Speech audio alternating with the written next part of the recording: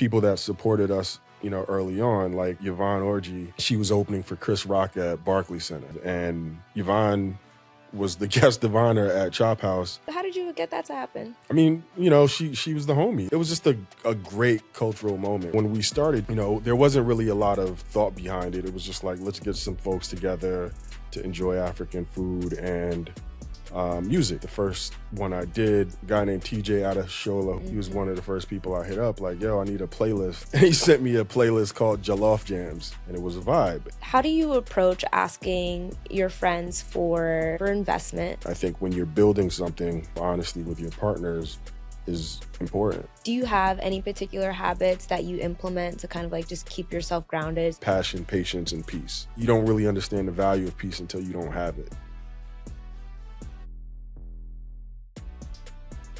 Hey guys, welcome to another episode of Your Hero's Journey, a business podcast where we focus on the holistic journey of what it takes to be a successful entrepreneur.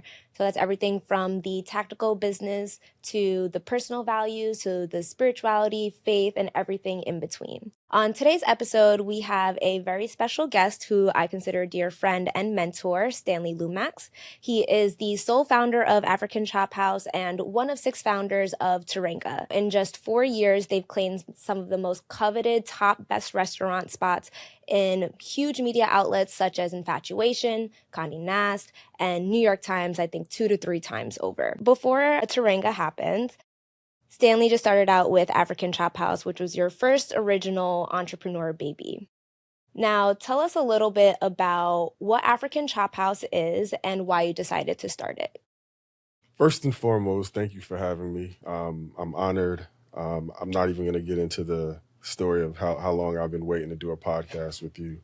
I think in terms of what inspired African Chop House, it's crazy when I tell the story because it really came from out of nowhere. 2017, I won't even name who our president was. You can guess. He who remains nameless. But he had just come into office, and I remember one of the first things that he did was call basically, African countries shithole countries.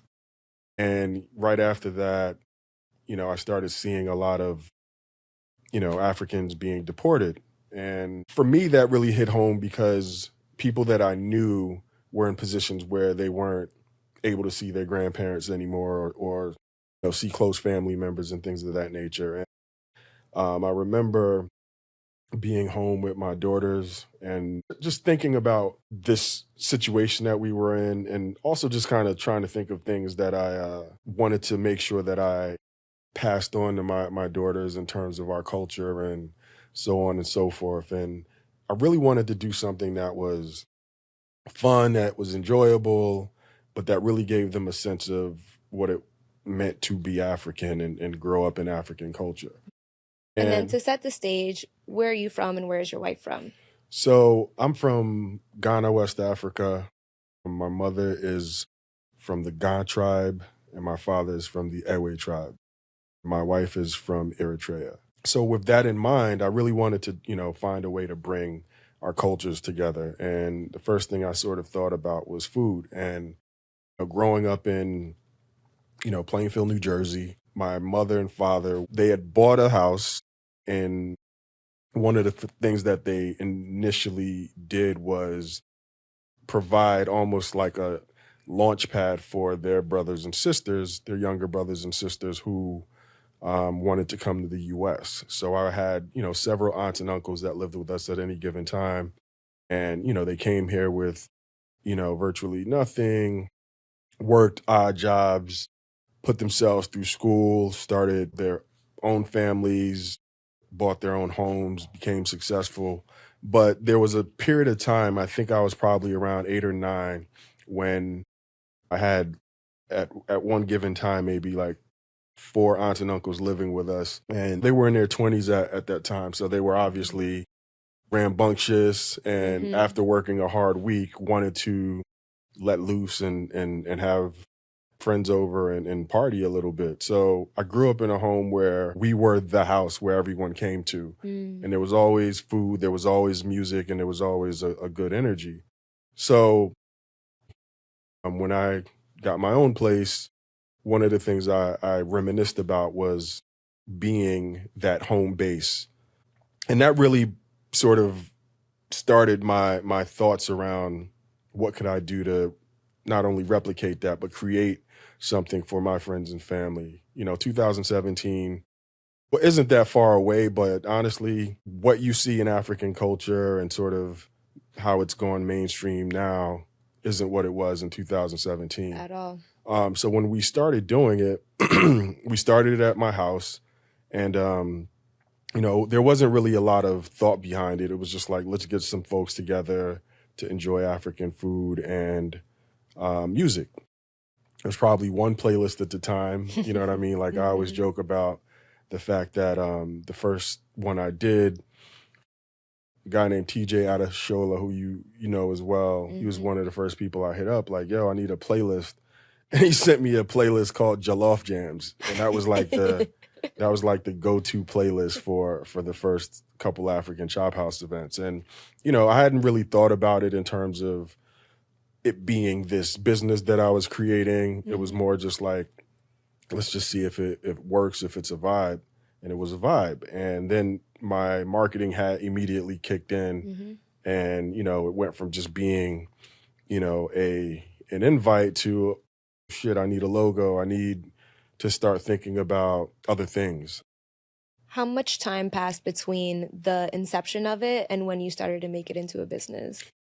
I would say a year. I would say I did 4 events at my house that were all very successful. And then I started thinking about it from the standpoint of, how do I make this a real thing? And I started paying attention to the aesthetics and so on and so forth. I'd say the pivotal moment that changed it from being a gathering to, okay, I need to think about this as a business, is NBA All-Star in LA. Or working in sports marketing at the time, I was at Translation and I was running the NBA business. And because of that, I was at every NBA All-Star weekend. And one of the things that I always felt was missing was a real African vibe, right? Like there was the NBA Africa brunching, but it was at a hotel. So because it was at a hotel, you couldn't really curate and bring in African food. And it was, it was very corporate, right? Whitewashed, yep. I remember thinking, all right, I'm just going to rent an Airbnb in LA, invite some folks that I know, get some local caterers to create food, and we'll go from there. And as luck would have it, one of my really good friends, Pops Mensah Bonsu, who was one of the first Ghanaian athletes drafted into the NBA, he had reached out and mentioned that Luol Deng, another brother from South Sudan, was looking to do something during NBA All-Star. And we connected and kind of talked about what we envisioned. And before I knew it, Luol said we should just do it at my house. So now I have a really nice house to do this event. Again, I was just scrambling, finding different local restaurants to cater because I really wanted it to just be more than just West African food. So we had food from Ethiopia, Eritrea. We had Senegalese food. We had Ghanaian food, which, small known fact, Bozma St. John's mom is an amazing cook, Mama Abba. And she actually catered all of the Ghanaian food. So we had a nice little representation of food. At that time, I had started working on a logo. Brother from Liberia named Toga created my first logo, which I'm still using. And we, really just started thinking about it beyond just getting people together. That's really for me, the turning point. And I think, I got to credit OK Africa. At the time, Abiola was over there along with a woman named Vivian, who's now with WhatsApp. And they were sort of our, they were our content partners. So once, that content hit the Instagram, it became something that people were paying attention to. And that really changed my vibe in terms of, okay, now I need to make sure that everything looks aesthetically pleasing. And we went from sort of the traditional African, tin pans of food to, okay, well, now every time I travel somewhere overseas, I got to bring back a nice serving plate so that it felt more aesthetically pleasing. Um, and we also partnered with Martell. We partnered with a good friend of mine, Brian Smith, was director of marketing at Martell, and they were literally the first brand to cut me a check. So, thank you to Brian and Martell. Sounds like a whole lot of relationships. No, it's all relationships. It's all relationships, but it's also, funny enough, working in marketing and advertising, being able to think things through in terms of what is it that I'm offering to these brands where they would want to cut me a check. Right. So, putting together a strategy deck that outlined everything that they would get, our value. I mean, at the time, we probably didn't even have an Instagram. So it was really, like you said, relationships, but knowing that, just the people alone that were there were going to, pay dividends on that small investment. Now, it feels like community and authenticity are at the core of African Chop House. At the beginning, it's super easy to control something like that when it's in your house. You have like 20 to 40 people max, but now you have... What? 20 to 40? We had easily, I'm not even joking, like at its height, we probably had 200 people in my house. At your crib? At my crib. That's insane. Like That's a lot of trust in the people. I look back on it and I'm like, yo, what is what were you doing? You were curating the vibes for your kids so they know what it is. But the thing that I loved about it is, look, my mom would be there, obviously my kids, my wife, real family would be there mixed with my friends. And because it was at a home, I wasn't just letting anyone in. For me, it wasn't really about the money. So like the idea of charging for it always rubbed me the wrong way because I loved the ability to curate every person that was in that room. And that was something that like I really wanted to stick by. So for me, it was more about, creating brand partnerships and finding ways to make money that way than, charging people at the door or buying tickets or right. And that's what I was going to say, because when a lot of these types of like communal events, once they scale, that's when they start charging people, and they feel like they have to because obviously at the end of the day, it is a business, but you make all of your profit from the brand deals that you make. What does that look like? Because I feel like a lot of us kind of lean more so on sponsorship and don't necessarily know how to pitch in order to get money and show value to a huge company like a Martell. Obviously, you have the relationships, but how do you show them the value in our culture? Well, I mean, I think first and foremost, you nailed it, right? Community and authenticity are two core values of what we do. And I think more than anything, we're trying to build a brand before we're trying to build a business. And I think that because of that, I paid attention to the details in terms of making sure that the people that were there were taken care of and having a good time, And like you said, a lot of it is relationships. Some of our early wins, like I mentioned, Luau.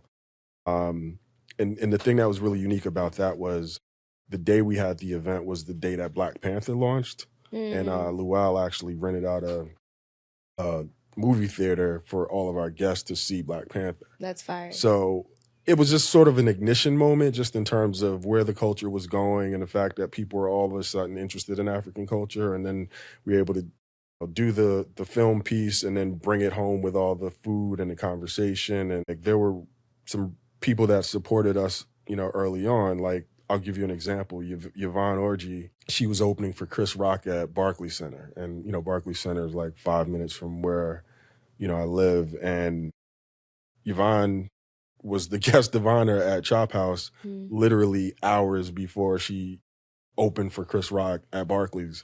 And to the point where she was literally getting her makeup done in my laundry room. You know what I mean? So like, when you... How did you get that to happen? I mean, she was the homie. Like, she was the homie and she just a good person. You know what I mean? She's a good person. So like, we had a conversation about it and she was like, yeah, sure, of course. So it was just a great cultural moment, right? Like where all of these people are in my home and Yvonne is literally getting dressed and, full glam squad, the whole thing. Yeah.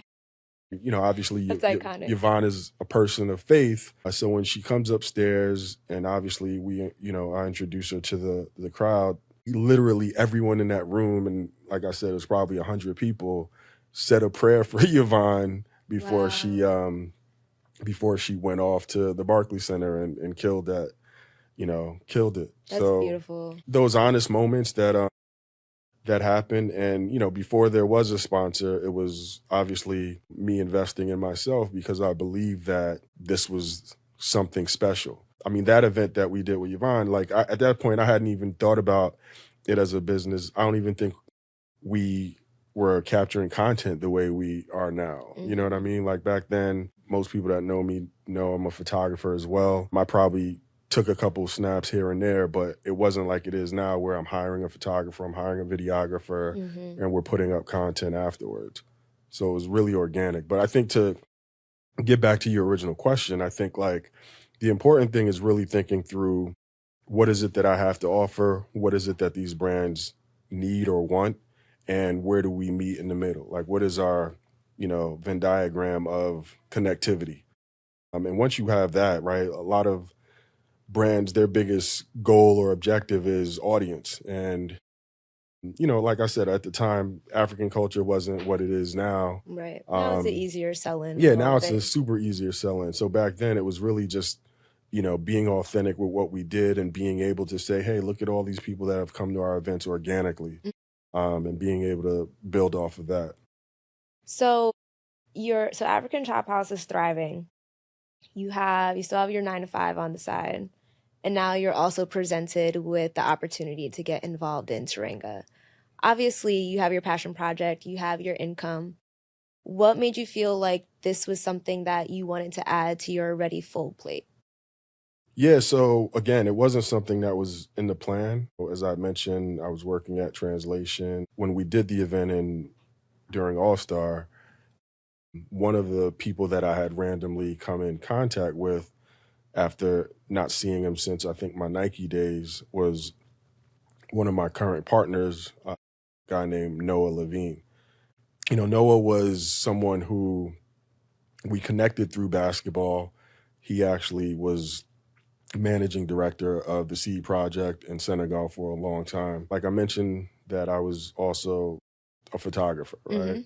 And I had gotten this assignment to shoot 4 African chefs. So one of the chefs that I was asked to shoot was Pierre Cham, who was our executive chef partner. But I'd known Pierre because Pierre used to have a restaurant in Brooklyn called Yolele. And, my wife is Eritrean, but she grew up in Sweden. But whenever she came to the US, we would always get all her friends together and have a dinner. And Yolele was one of those places that we used. So I hadn't seen Pierre since then. And all of a sudden I get this assignment to, shoot him for some magazine. And I show up at this house, not even knowing whose house it is. And there's Pierre cooking in the kitchen. And it's this Seed Project fundraiser event. Turns out it was Noah's family house, right? So then Noah and I reconnected, and at some point I mentioned to him that I wanted to do this event in LA, and the one at All-Star. The one at All-Star, and he's like, "Yo, you should let Pierre cater it." So I'm like, "Sure." So Pierre became one of the main chefs that participated in our All-Star event, and it was a huge success. And after that, I remember Noah coming to me and saying, Pierre and I have been talking about opening a African restaurant together, and, we'd love, to see if you're interested. And, I sat with them and we chatted about it. I mean, because of the success of African Chop House and just my honestly overall desire to find something that I was passionate about that reflected our culture, it wasn't something I had to think long about. You know what I mean? It was kind of like, yeah, of course. Makes sense. So that began the journey of creating Teranga. Now, you guys started off straight with the brick and mortar, right? The brick and mortar that you now have in the Africa Center. right across from Central Park. So I say that to say I'm sure it's pretty pricey. One of the business models that I discussed in another episode with Schmackwidge that they did was they did an only online orders with pre-orders. They were able to gauge their audience and then use that money in order to start to go into a actual brick and mortar. If someone wanted to start off straight off with a brick and mortar, how much money would you need in order to be in a decent location? And then two, what are the resources that you would need? Like everything from, obviously you need to make sure you have a chef, the food, but for someone who wants to start a restaurant business, what are the resources and how much money would they need to have raised in capital in order to get started? So I thought about how I was going to answer this, and I don't think it's fair to give it a number. I think it's more about what is the strategy to open a restaurant. And I think before we had a brick and mortar space, we did pop-up experiences. Okay, I didn't know that. Yeah, or we would just do friends and family opportunities for people to come just try the food. And So- what was the thinking behind that? Like, were you trying to ensure that the menu was right? Were you just Exactly. seeding the idea? Exactly. So I'm coming out of Chop House. I had built a decent sized community. Pierre is a legend. I mean, like, he has several cookbooks. He's cooked for multiple African presidents. I mean, he's just an overall legend in the game. Having someone with that sort of equity obviously isn't starting from scratch, right? So we definitely wanted to get the menu right. So we had a couple of tasting dinners before the brick and mortar was even figured out, just to get people trying the food, but also comfortable with the idea that we have a brand and we're looking to open a restaurant. So obviously that helped build a little bit of a buzz. But to your question about like finances and whatnot, I think, look, all of your questions are subjective from the perspective of what a decent neighborhood is. You know what I mean? Honestly, when you're opening a business, it's not always about like what's decent. It's like what's realistic for what I'm trying to do. Thinking about, what opportunities might come your way, right? Like working with the Africa Center was an opportunity. They were obviously looking to build a cultural institution, and food is a big part of African culture. Pierre was a legend in the game. So a lot of things made sense for us to partner within that space. And we were blessed that it just happened to be across the street from Central Park. And, we all felt the space was good for what we were trying to do. How did you guys come across that opportunity? Again, Pierre and okay. Noah were sort of literally looking for real estate all around the city. I was living in Brooklyn. I think Noah was living in Manhattan. When that came about, it just made sense for what we were trying to do. And it also, again, storytelling is such a big part of business and brand building that obviously an African restaurant opening in the Africa Center made a lot of sense. So to your question, I think research is a big part of starting a business, any business. Having a sense of locations that are potential options. What does the traffic look like? Even just thinking about the details in terms of like, okay, what do the bathrooms look like? Like, how much space do we have for storage? And you're literally purchasing everything from stoves to cooking materials. And I remember sitting with Noah, and at that time, Dan joined us, Fola, Scott, and we all sat and went over everything from what the tables would look like. I think at one point Noah found someone in Senegal to build tables. We got them. We didn't like them. You know what I mean? So like all of those details in terms of just the aesthetic of the space, and you're not only thinking aesthetic, you're also thinking functionality, right? Like you're not trying to replace things every month, every year, whatever it is. So there's just a lot that goes into it, and there isn't a ton of money, because we didn't necessarily go the route of a big raise, so every dollar we had really counted. And I think again there were a lot of lessons that were learned just in terms of it being our first time doing it. But I think the key things that I brought to the table from a marketing standpoint where we need to build a brand. We need to make sure that we build a community. To me, those were key things that I was just not willing to negotiate or compromise on. Yeah, absolutely. Now, you mentioned you didn't do the whole raising funds situation. I know when we had our conversation, you mentioned... No, we raised funds. We went the route of asking friends and family. Now, I love this topic because I feel like specifically within our community, we don't normally like to ask people for money. Money tends to be a particular subject that sometimes isn't even discussed in households.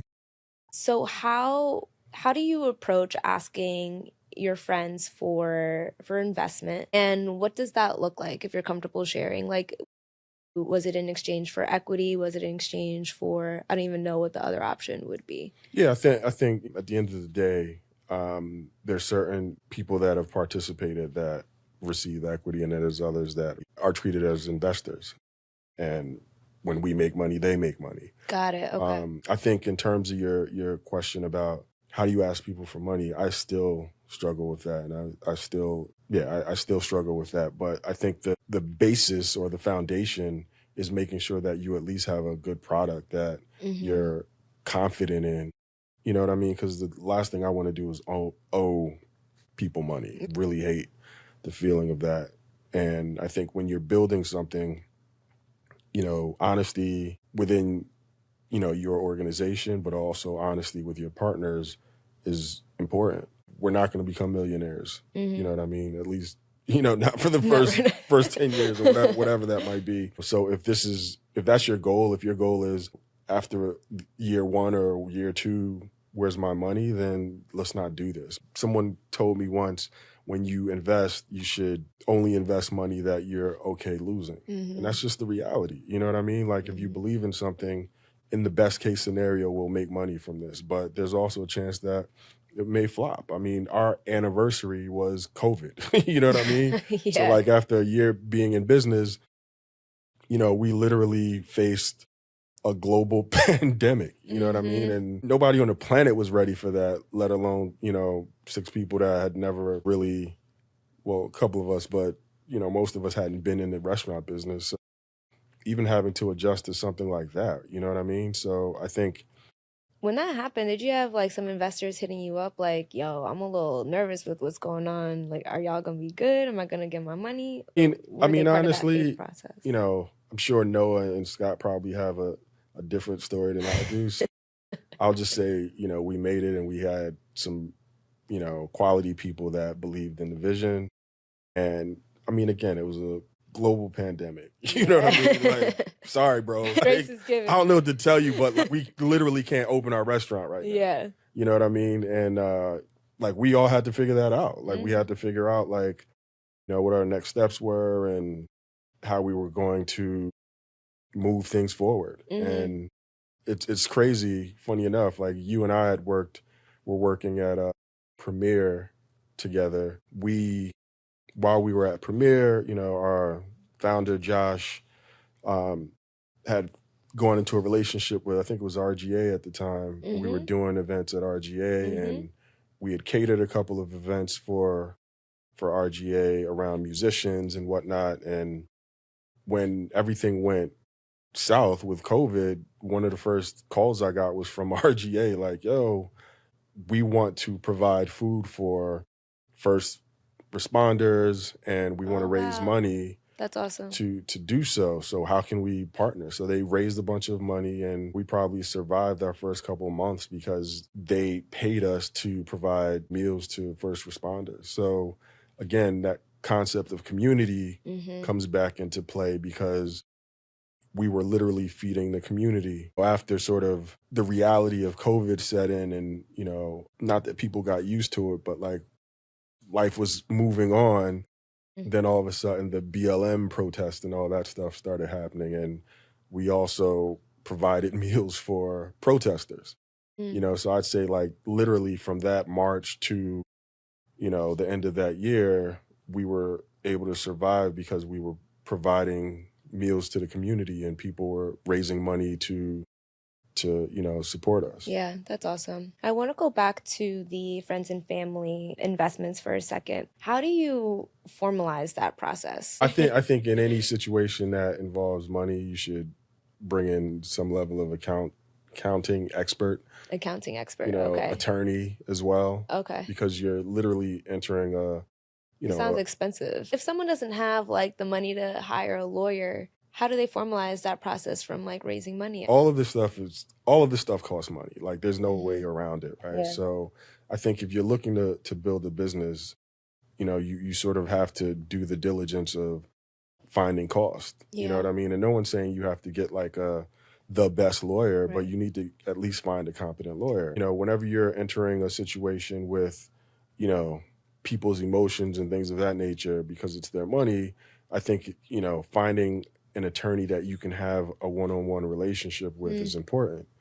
Again, like I had partners that, I'm the marketing guy, right? So like I had my partners, that were dealing with the day in and out of, finding the right attorneys and finding the right accountants and things of that nature. But it's a binding contract, you know what I Yeah. mean? So it's something that, you have to have professionals to deal with. And, Yeah. to your question about like, what do you do if you don't have money? Well, you might have to, you know, postpone opening, or you Yeah. might have to find other ways to raise money to find an attorney or find someone that believes in your vision. There's also obviously people that are willing to take equity in something if it's something they believe in. I mean, I'm not recommending that for every situation, because then you won't have anything left, but it is a thought. You know Yeah. what I mean? Having an attorney or an accountant, as a partner isn't a bad idea if they believe in it and they're going to be providing quality consultations for Yeah. your overall needs. Yeah, that's fair because you're not only going to need a lawyer just for raising the capital, but even just throughout the entire For business sure. process. Definitely. Okay, so we're out of the pandemic. Teranga has survived. And then you guys decide to open another location in Midtown.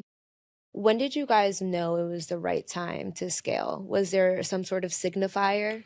No, I think scaling is obviously, everyone's ambition, right? Like you think about it from the standpoint of the more locations we have, the bigger our brand is, the more people can have access to it, right? Like, and we actually opened Brooklyn before Midtown. We opened in DeKalb Market right as the numbers started going back up in terms of COVID. So it was, That's not your own brick and mortar space. You're leasing that space in Brooklyn. no, so that space was in a food hall. Got it. Called DeKalb Market. And unfortunately, we were all super excited about Brooklyn. I lived in Brooklyn. Obviously, we had a big community in Brooklyn. And having a space in Brooklyn allowed us to, from a delivery standpoint, service more of a wider radius, right? Got it. But COVID, got crazy. You know what I mean? And, Yeah. we, not just we, but like all restaurants ended up closing again in terms of being able to eat indoors. And it just really decimated the business there. So it didn't really make sense to maintain that space. And, we had the opportunity to open in Midtown, which seems crazy and, was definitely one of those, let's have a meeting. Like we're doing what? Midtown is interesting because one, obviously it's expensive. Two, it's not too far from Harlem. And then three, to your point, like sounds like Brooklyn would make the most sense just from the target audience. But it sounds like Midtown was the more successful one. Well, I mean, again, I think it's timing, right? If we had opened Brooklyn, post pandemic when things were, right in right order, I'm sure Brooklyn would have been amazing. But unfortunately, when we opened Brooklyn, it was in the heart of the pandemic. People still weren't eating indoors the way they are now. There were just a lot of different things that went into play that just wasn't in our favor. But you're right. All of the reasons for opening in Brooklyn were the reasons why we initially opened there. We'd obviously been working with a, company that had access to not only the Brooklyn location, but they were opening a new food hall in Midtown and reached out to us to participate. And we were able to, you know, negotiate favorable terms for a Midtown location. And obviously, the long term thinking around Midtown was once we are out of this pandemic, we are in the heart of industry. The lunch location. Exactly. Right. So even just from a lunch standpoint, right, like Yeah. all of the businesses that are around here, we'll be able to grow a business from all of the lunch traffic, all of the after work traffic.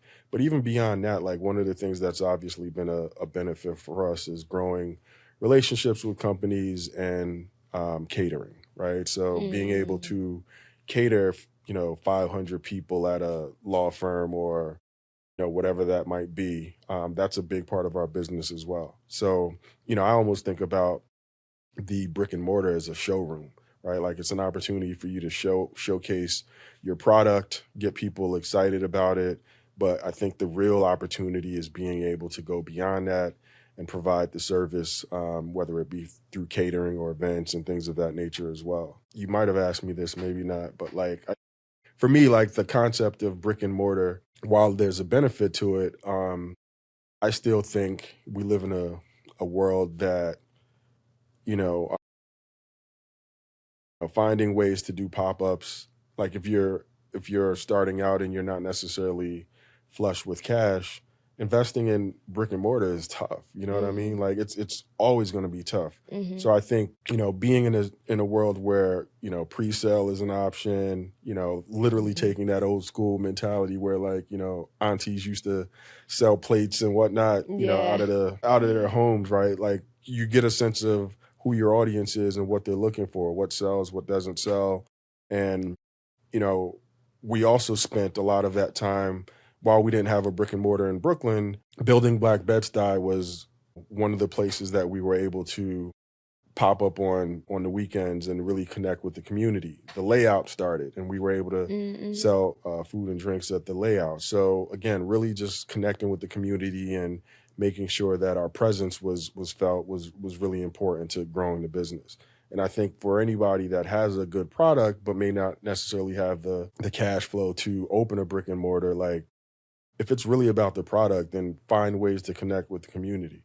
And, when the brick and mortar opportunity arises, then explore that. But don't feel like if I don't have a restaurant or if I don't have a brick and mortar space, I can't sell my product. What's an interesting approach that I feel like you take is all of your businesses are very much grounded in authenticity and community, as we've mentioned, but you don't just target the community in terms of your business. Like you just mentioned law firms and major companies like that. Who would you say is your target demographic? Do you have one? I would say anyone that wants to eat, you know what I mean? Or people that are looking for unique experiences. For a long time, especially when I started African Chop House, I just wanted to talk to the diaspora. And I still really want to just talk to the diaspora. But obviously, Teranga's a full-on restaurant. So the way we approach businesses has to be different. You know what I mean? Because it's about scaling, it's about growing and so on and so forth. But I also think like as I've been in business and just grown as an individual, one thing that I've really thought about is just this concept of back in the day, we all talked about FUBU and for us, by us was sort of the mentality. But like, I think as you get older and as you realize the realities of business, you can't necessarily limit yourself to just for us, by us. I think the goal now is really for all, by us, right? Like it's the idea of ownership and being able to provide a service to everyone, but owning it as opposed to just focusing on a narrow group of people. Super smart, because when they build their businesses, we're definitely included in that. For sure. And, like we tend to build culture in so many different ways that we should benefit from it, but we should think about it from the standpoint of how do we own it versus just giving it away. Yeah. So let's pivot to a little bit more of the personal journey. Now, this reset the stage. Currently, you are executive brand director at JP Morgan. You run African Chop House by yourself. You run Teranga with 5 other people. Let's slow down. I want to give people their credit, right? So definitely founder of African Chop House. Okay, sorry. You don't run it by yourself. Yeah, definitely, my baby, but, like I have takes a team. Yeah, definitely a team. And, I definitely want to give credit to the people that have helped evolve it, right? It takes a village. Yeah, it definitely takes a village. And like, there's been so many people that have kind of evolved it. I don't want to make this feel like it's just me. It's the Stanley show. Yeah, it's definitely not that. You know what I mean? And again, it's always about village and community for me. Yeah, absolutely. They say if you want to go fast, go alone. If you want to go far, go with the village. Yeah. So I will intentionally reshape my question. So you're in conjunction with the village running Chop House, in conjunction with the village running Teranga, executive brand director at JP Morgan Chase, beautiful wife at home, 2 kids entering their teenage era. So I'm sure that takes a little bit of time and energy and patience as well. In order for you to be able to show up in an intentional way in all of these places, obviously there has to be some sort of internal fulfillment or mental capacity that you need to have in order to be able to show up as Stanley for all of these different facets of your life. How are you able to do that? Do you intentionally carve out time just for you? Like, what does filling your cup look like? I think, again, 2 things that are really valuable to me are my relationships with mentors and elders and having counsel with those mentors and elders, but also thinking about how I'm going to give to the next crop of, legends in the making. So keeping that balance, right? Like taking from my elders, but also making sure I'm giving to the next group of people. That to me is really important. It's something that no matter what I'm going through, I always think about. And then, I think from a family standpoint, like I want to be a good father, I want to be a good husband, I want to be a good person.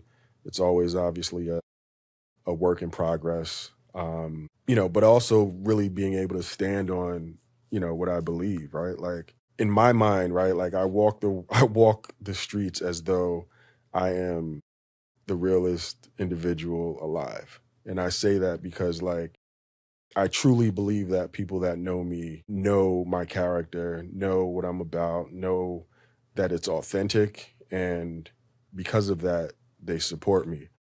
And that's just for me, a foundational thing, right? Like I don't have a ton of enemies. And I think if you have issues with me, it's probably issues with you. It's a personal thing. Right? Because again, I just don't live that way. Mm.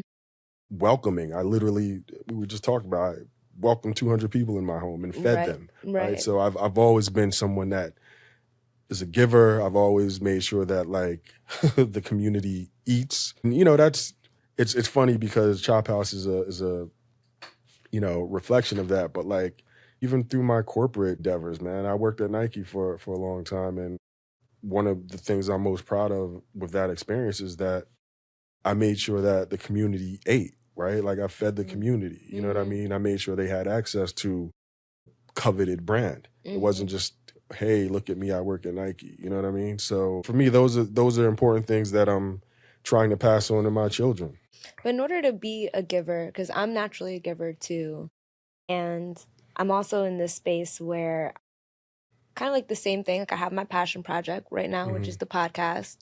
I have Wyden and Kennedy, which I'm doing, and then, a couple other side projects to do as well. Sometimes like I feel like overtapped and a little overwhelmed. So then I had to kind of intentionally carve out time where I'm waking up at 6 a.m. so that I can like meditate for 10 minutes and like just do a little workout, because I would wake up, go straight to my emails, and then that's when I start to feel mentally drained. Yeah. Do you have any particular habits that you implement to kind of like just keep yourself grounded so that you're not caught up in the rat race mentally? I mean, honestly, I can do so much better at finding habits. I don't have the answer to that. I'm actually trying to do better because I'm all over the place. You know what I Mhm. mean? Like I have ADD and I feel like we all do at you know this what I mean? point. It's just I'm always trying to do more than I should. I think, this year has probably been the first time I've taken it easy, Mhm. and not tried to do as so much because like the job obviously is demanding. I'm new there and I'm trying to make an impact. Mm. But I will say, coming out of 2022, right before I got to the job I'm at now, one of the biggest lessons that I learned came to me in almost a dream, right? Like I Mm. was laying in bed and the three words that kept coming across my mind were passion, patience, and peace. And, for me, it was really telling because like I was leaving a job that I didn't love. And I realized that for me to be successful, passion has to be a part of the equation. I Mhm. have to be doing something I care about and I'm passionate about, and I'll lose sleep to succeed at. Patience is just a reality. You know what I mean? Like, there's been so many moments in life where not being patient has proven to take me down the wrong path. And there's been moments where a little bit of patience has shown, wow, like it's gonna work out. You know what I Mhm. mean? Mhm. And then just appreciating peace, understanding that, you know, you don't really understand the value of peace until you don't have it. Mhm. So So for real. me, I really just try to make sure that there's always a level of peace in my life, Mhm. you know? What gives you peace? Um, Honestly, like for me, I'm a simple person, man. Like peace is knowing that my kids are taken care of and my family is good and that I'm doing things that I'm passionate about. How do you have patience in the times where it's hard? A lot of times you're put in positions where you have no choice. And I think when you don't have a choice, when your back is against the wall, you scramble and try to figure out ways to deal with it. You know what I Mhm. mean? So like it's not always I'm so evolved that I just have patience. Sometimes I have no choice. You deal with it that way as well. But some people, when their back is against the wall, they feel like they got to fight back or take the first opportunity that's presented to them, whether they're passionate about it or not. I feel like for me personally, I lean on my faith in those moments to know that there is a path, right? Because a lot of the times I feel like we can get distracted with other things. And then that's what leads you down the road to not having that peace. But it sounds like that's when you learn when you're not at peace that how valuable it is. And then in turn, you learn to be patient. So it takes some wisdom, it takes some experience, but definitely implore the people out there to have patience when it comes to taking opportunities. Yeah, I think it's important, and you'll realize a lot of times when you aren't patient, it doesn't work out. Hmm. Or So you just end up wasting time anyway. exactly. Or here's the other thing, right? Like it may not seem to work out for that moment, but right, like if you're playing the long goal, the Mm. long game, you're going to go through ups and downs, right? So if you're looking at things long term, like you just have to realize that this is a down moment and there's definitely a lesson to come from that. You know what I Mm. mean? When I think about COVID for me was crazy, right? It was crazy in a lot of ways. It was crazy emotionally, just obviously not understanding what the hell was going on, how long it was going to take, how it was going to impact, my home. But even just from a consistency and from 2020 to 2022, I worked at, Premiere. I worked at Complex. I worked at a gaming company. You know what I mean? So like literally four jobs in that, because I'm now at Chase.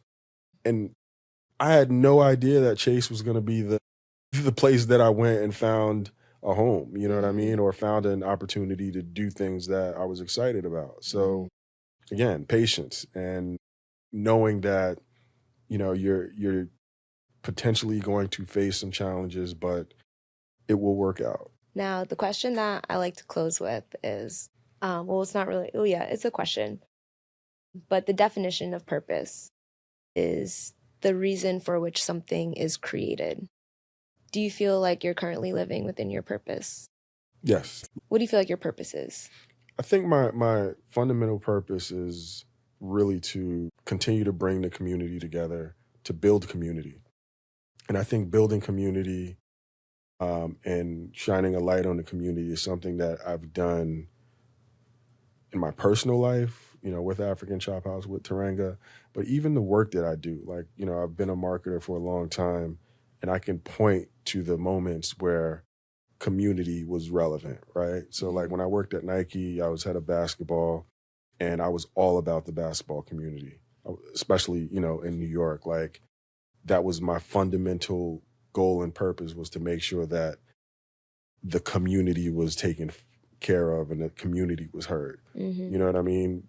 When I worked at, Converse, like I even did things on this with the skate community, right? So making sure that the work reflected authentically the skate community. Even what I'm doing right now, I'm finding ways to shine a light on the community. So it's community is always going to be a part of my purpose. Love that. Well, thank you, Stanley, for joining the podcast, Your Hero's Journey. Thank you for having this conversation with me and with the people. I feel like there's so many gems that you've given us. So thank you for your time and your energy. Yeah, thank you. I mean, I will honestly say this is, top 3 podcasts I've done. And not that Have you done 3 podcasts? No, I've done more than 3. Definitely done more than 3. But I think your approach to this was very thoughtful, considered. I mean, your set was definitely. I'll give you probably 1 with your overall production value. Thank you. Salute. Shout out the gang. Thank you, Stan.